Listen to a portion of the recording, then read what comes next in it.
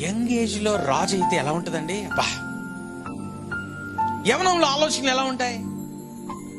యవనంలో ఆలోచనలు ఎలా ఉంటాయి? చాలా స్పీడ్గా ఉంటాయి. ఎవరి మాట వినరో. యవనముల ఆలోచనలు మానవునికి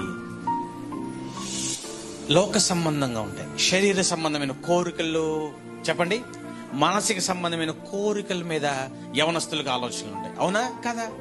మాట్లాడరేంటండి? యవనంలో 25 సంవత్సరాల యవనస్తుడి దగ్గరికి వెళ్ళి మనం మాట్లాడితే ఆ మాటల్లో ఎక్కువ ఏం కనపడుతూ ఉంటది? లోక సంబంధమైన, చెప్పండి, కోరికలేనా? ఎస్, ఎంజాయ్ చేయాలి. ఈ వయసులో కాకపోతే ఇంకెప్పుడు ఎంజాయ్ చేస్తాం? అవునండి, అవునా కాదా?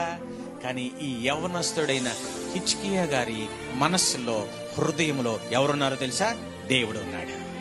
దేవునికి స్తోత్రం. తాను దేవుడు హిజ్కియా గారికి తోడుగా ఉండటానికి కారణం ఏంటో తెలుసా? హిజ్కియా గారి మనస్సులో, హృదయంలో ఎవరికి స్థానం ఇచ్చాడంట?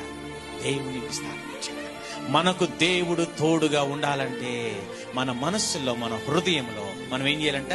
దేవునికి స్థానం ఇవ్వాలి. దేవునికి స్థానం ఇవ్వాలి. దేవుణ్ణి మన హృదయంలో ప్రతిష్ఠించుకోవాలి. మన ఆలోచనలో ప్రతిష్ఠించుకోవాలి. మనము దేవుని మీద దృష్టి పెట్టాలి. మనము ఆయన వైపే చూస్తూ ఉండాలి. మనము జీవించే జీవితము ఆయన కొరకే జీవించేదిగా ఉండాలి.